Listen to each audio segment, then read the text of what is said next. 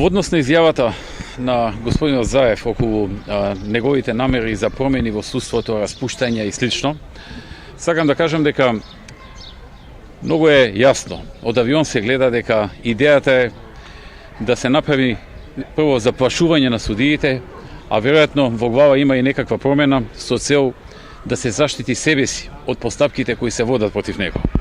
Под плаштот дека сака да направи реформи, всушност сака во најмала рака да ги заплаши судиите, а доколку има некаква можност и да направи некакви промени за да неговите пријави кои што се полни со докази да останат нерешени или пак да бидат решени во негова полза.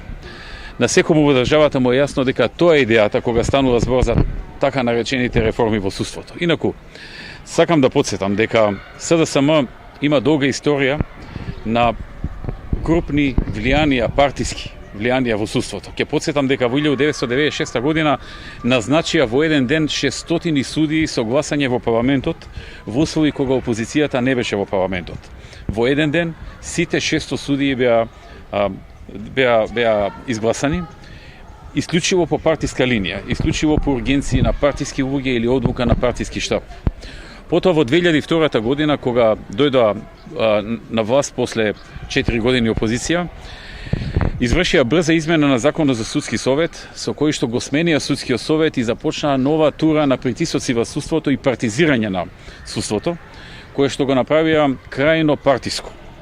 Сега зборуваат повторно за некакви нови промени на судиите, кои што, како што кажав, инспирирани се од желбата да се стопат личните постапки кон нив, како прво, и како второ да завладеат повторно со судството од партиска позиција. Тоа не смее да се случи во Македонија. Прво, реизбор на сите судии е невозможен, затоа што законот за судии е двотретински. И ВМРО ДПМН сигурно нема да се согласи за реизбор на судиите. Значи, таквото нешто нема да се случи. Второ, секоја друга замисла да се става партиска капа, партизирање на судството од страна на СДСМ, ќе најде една жестока реакција кај ВМРО ДПМН, а верувам дека тоа ќе биде и кај граѓаните.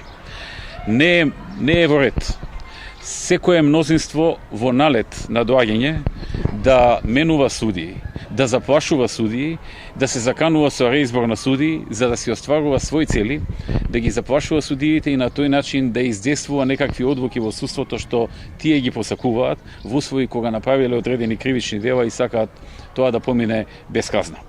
Таквото нешто не треба да се дозволи и таа пракса на СДСМ мора да запре.